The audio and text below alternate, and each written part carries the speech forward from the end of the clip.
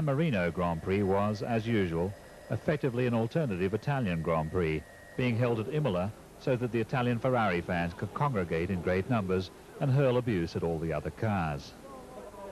A packet of 20 cigarette girls.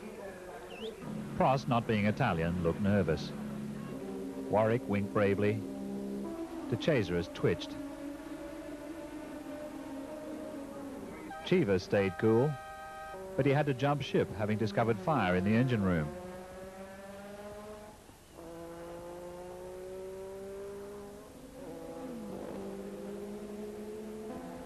He took his form-fitting seat with him to a new car while the old one smouldered. Prelude to space. Next year's microchip Renault mechanic was already running as a prototype.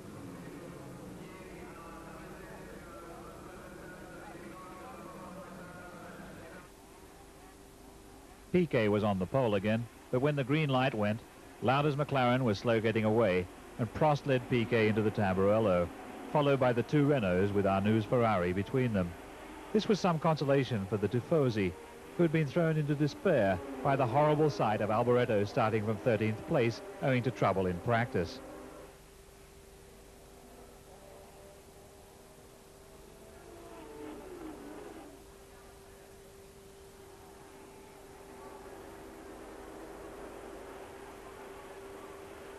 Tambay skated off, having been nudged by Cheever at an awkward moment.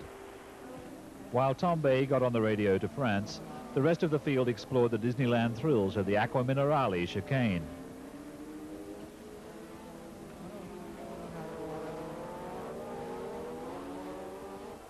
Tambay ran the gauntlet of the sporting Italian crowd.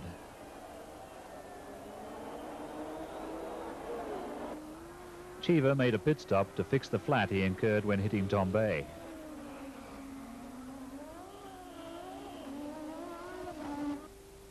Prost was in a motor race of his own.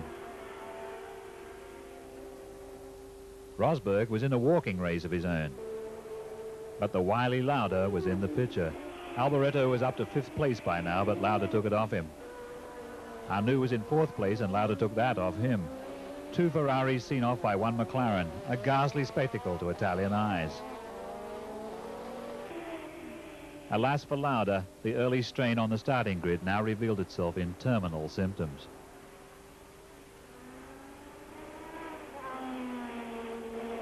As if picking up a last squeal of distress from his teammates' expiring electronics, Prost contracted a case of bad brakes and spun, but he kept revving and ran on.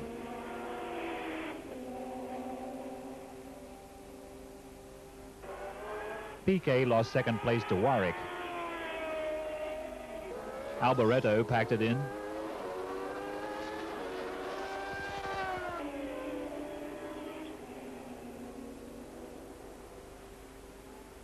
Piquet didn't give up. He got 2nd place back from Warwick, who had been advised by radio to lift his foot. Prost came in for a routine pit stop.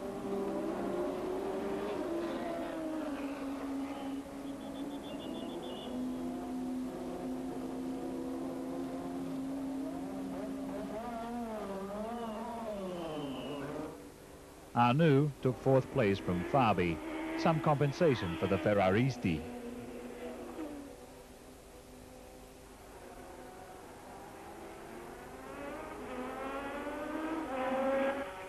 Arnoux took 3rd place from the now economy-minded Warwick.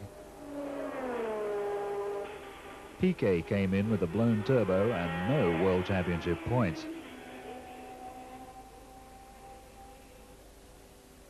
Fabi blew his turbo on the same lap, as if to prove that the Brabhams were reliably unreliable.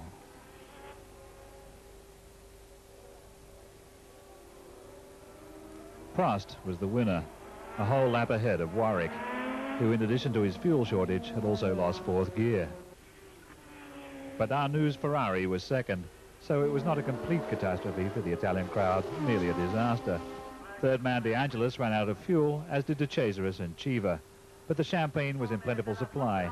Prost was 1st in the championship, Warwick 2nd, and Lauda still only 5th. Next stop,